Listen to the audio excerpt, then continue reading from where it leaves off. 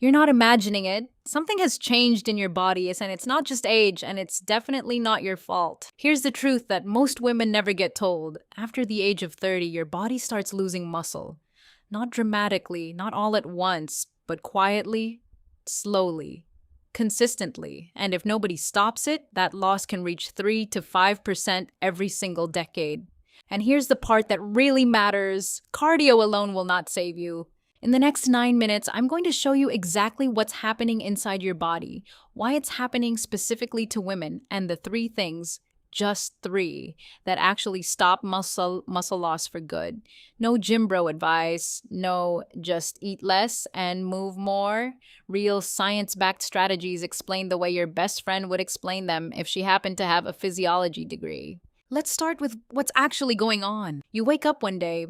Maybe you're 34, maybe you're 41, maybe you're 28, and something feels different. Your arms feel a little softer. Your jeans fit the same, but your body just doesn't feel the same. You've been doing the same workouts you always did. You're not eating that differently, but something has shifted. What you're experiencing has a name: sarcopenia. It's the gradual, age-related loss of skeletal muscle mass and strength. And it starts earlier than almost anyone realizes. In your early 30s, sometimes even your late 20s. Now, sarcopenia isn't just a vanity issue. It's a metabolic issue, a strength issue, a quality of life issue. It affects how you move, how your body burns calories, how easily you get tired carrying groceries up the stairs. It affects your bone density, your insulin sensitivity, your posture, your balance. It's not just about how you look in a tank top, though that matters too, and we're not going to pretend it doesn't. Here's why it hits women differently than men. Estrogen, the hormone that defines so much of female physiology, plays a direct role in muscle protein synthesis. It helps your body build and maintain muscle tissue.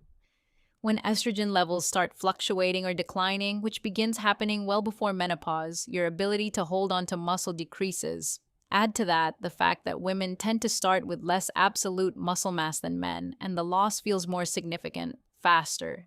And here's the cruel irony: the most popular form of exercise that women are told to do, cardio, does almost nothing to stop it.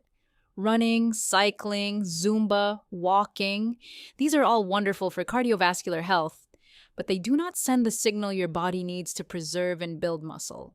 That signal is resistance, load, challenge. Your body is incredibly efficient. It only keeps what it needs. If you never ask your muscles to work hard against resistance, your body figures it doesn't need to invest in maintaining them. It breaks them down for energy instead. It's brutal, but it's biology. So that's the problem.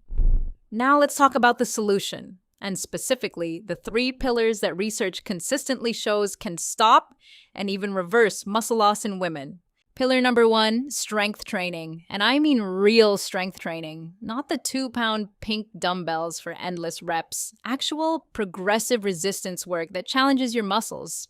Here's what this looks like in practice. You pick up something heavy enough that by the time you hit 10 or 12 reps, your muscles are genuinely working. Not hurting, not broken, working. And then, over time, you gradually make it a little harder. This is called progressive overload, and it is the single most important concept in building and maintaining muscle. Your body adapts to whatever you ask it to do. If you keep doing the same thing forever, it stops adapting. If you keep nudging it, a little heavier, a little harder, one more rep, it has to keep building. That's how muscle is made and preserved.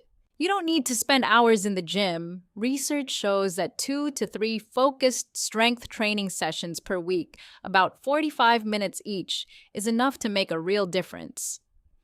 Full body workouts, compound movements, squats, hinges, pushes, pulls. These hit multiple muscle groups at once and give you the most return on your time. One of the biggest mistakes women make is staying in the toning zone forever. Light weights, high reps, nothing that ever feels genuinely challenging.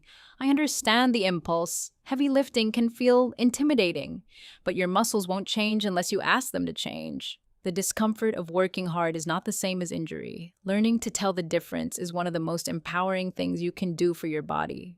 Pillar number 2, protein, and specifically enough of it at the right times. Muscle is made of protein. Your body is constantly breaking down and rebuilding muscle tissue. It's a process called muscle protein turnover.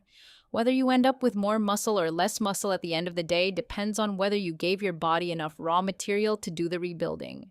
Most women significantly underestimate how much protein they actually need, not the bare minimum to survive, the amount needed to maintain and build muscle. The research on this is pretty clear. For active women focused on muscle maintenance, somewhere between 0.7 and 1 gram of protein per pound of body weight per day is a solid target.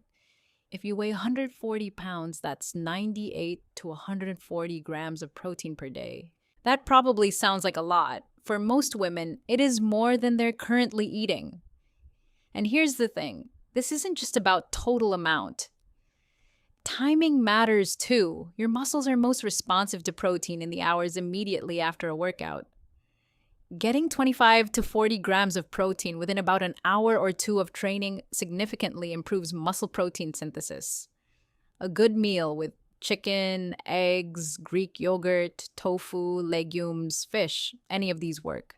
Let me bust a few myths while we're here. Eating more protein will not automatically make you bulky. Women do not have the hormonal environment to accidentally become bodybuilders.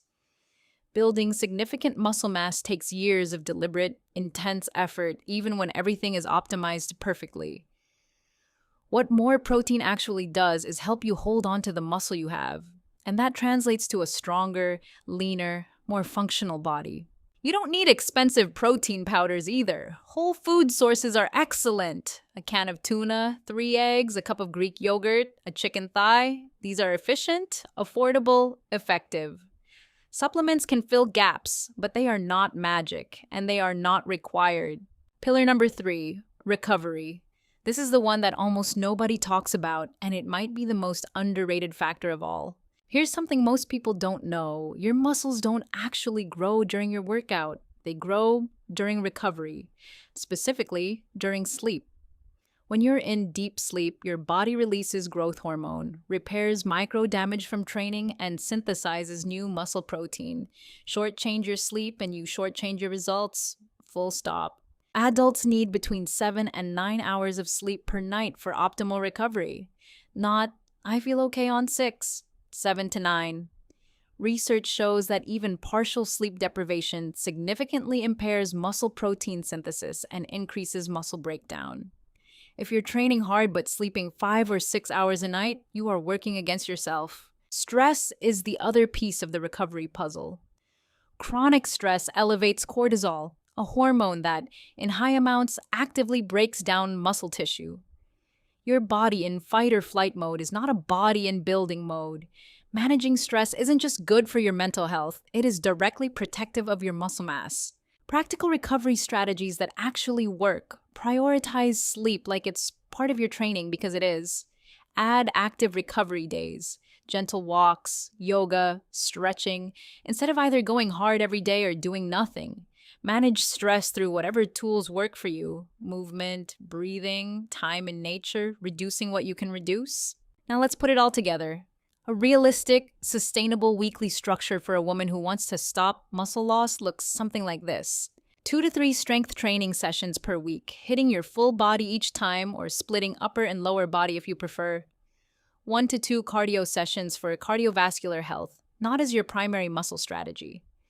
Daily protein targets met through real, whole foods as much as possible, 7 to 9 hours of sleep as a non-negotiable, and at least 1 or 2 true rest or active recovery days where you are genuinely restoring, not just moving less. In your first 30 days, don't expect to look dramatically different. What you will feel is different.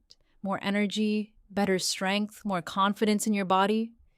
Muscle takes time to build, but the metabolic shift starts quickly. Your body starts holding on to what it has instead of breaking it down. Your resting metabolism stabilizes. Your strength increases in ways you'll notice in everyday life. Here's something important I want you to hear. You are not too late. There is no age at which muscle recovery becomes impossible. Women in their 40s and 50s who start strength training and optimize their protein intake see measurable gains in muscle mass and strength within weeks. The body is remarkably responsive when you give it what it needs. The window is not closed, it is open. It has always been open. But I do want to give you the honest flip side. Consistency is everything here. Muscle responds to consistent stimulus. 2 weeks of perfect training followed by 3 weeks of nothing sends you back to square one. The women who see the most dramatic, lasting results are not the ones who had the most perfect program. They are the ones who showed up consistently, imperfectly, over time. You do not need to be perfect. You need to be consistent. Start where you are. Use what you have. Lift something heavy 3 times a week. Eat enough protein. Sleep. Recover. And give your body the time it needs to show you what it can do.